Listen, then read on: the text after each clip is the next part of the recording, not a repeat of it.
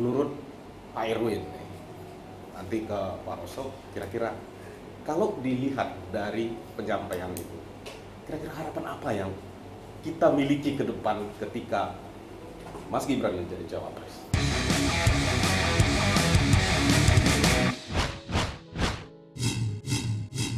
Oke, terima kasih teman-teman. Kita sudah menyaksikan segmen pertama, yaitu visi misi tadi.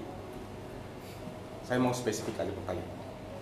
Tadi di momentum saat Mas Gibran menyampaikan visi misi itu ada narasi besar, yaitu soal keberlanjutan dan penyempurnaan. Menurut Pak Erwin, nanti ke Pak Roso, kira-kira kalau dilihat dari penyampaian itu, kira-kira harapan apa yang kita miliki ke depan ketika Mas Gibran menjadi cawapres? Baik, tadi saya lihat Mas Gibran yang disampaikan, dia punya satu konsep yang bertahap, bertingkat, berlanjut. Okay. Dan kebetulan saya juga waktu di Taruna itu, Okay. saya kan dibentuk untuk menjadi leadership, menjadi manajer dalam pasukan tempur dan sebagainya. Itu dalam latihan juga ada bertahap, bertingkat, berlanjut. Begitu juga manusia itu untuk menjadi manusia dewasa, menjadi cerdas juga melalui proses bertahap, bertingkat, berlanjut. Tidak harkat insani, jangan diperkosa. Tadi saya lihat melalui regulasi konsep-konsep. Kalau bertahap, bertingkat, kemudian berubah, berarti kembali ke belakang, kan gitu. Betul. Nah, jadi tadi disampaikan tentang hilirisasi yang membuat kita ternyata meningkat satu ekonomi kita yang kita menjadi optimis bahwa di 2045 kita akan menjadi Indonesia emas yang bisa menaikkan 2 digit setiap tahunnya, yang bisa ekonomi kita menjadi 6-7%. Kita akan lepas dari negara berkembang. Apabila kita di 2004-2009 nanti tidak bisa naik di 6 atau 7, kita selamanya akan terjebak menjadi negara berkembang. Jadi kan dengan kemarin sudah dengan konsep-konsepnya, mohon maaf Pak Jokowi yang tentunya akan bertahap, bertingkat dan berlanjut itu, kita mampu keluar dari krisis global. Ya. Dan kita dengan hilirisasi kita memang bisa ekspor baja sampai 18 kali lipat. Makanya dengan dasar-dasar ini kita mempunyai konsep ke depan yang sudah saya baca, yaitu strategi transformasi bangsa. Ini sudah saya lihat akan mengarah ke sana. Kalau soal apa tadi bicara, mohon maaf, untuk grassroots itu tidak berpengaruh.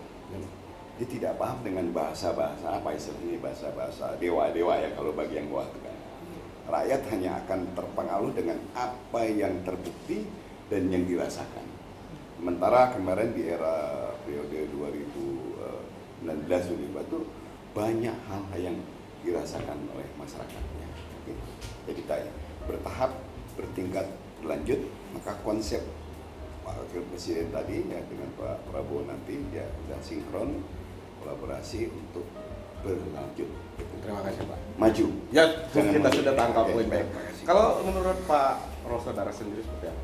Saya melihat ada satu clue yang bisa kita semua lihat tentang jalannya debat malam ini. Oke. Di mana kayaknya pasangan Presiden Wapres nomor 1 akan menyerang petahana. Kalau kita katakan bahwa Gibran Prabowo adalah representasi dari pemerintahan yang sekarang ya, dari sektor pertanian.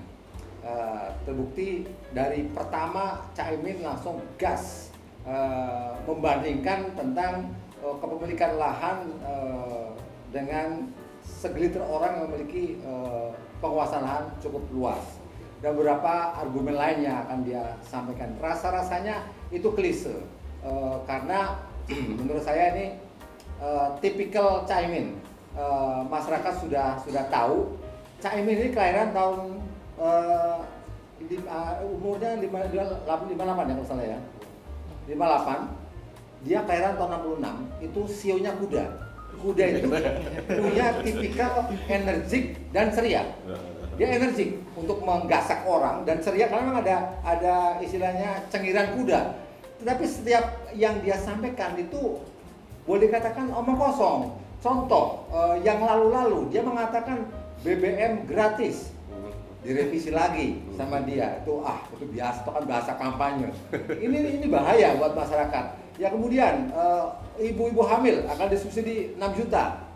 Wah, dikomplain lagi sama masyarakat. Dia mengatakan bahwa presidennya pun, capresnya pun tidak menyetujui gagasan itu. Diubah lagi. Sama dengan ini, gagasan-gagasan yang tidak mengambang. Yang kedua, Gibran.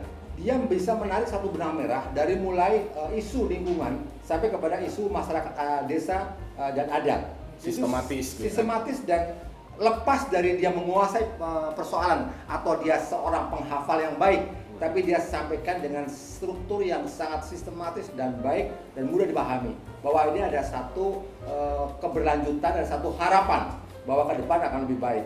Dan kita bisa merefer ke pernyataan sebelumnya yang disampaikan Jokowi bukan kepada Prabowo tapi kepada Ganjar Pranowo. Ya. Ketika mereka masih katakanlah mesra-mesra tidak ya.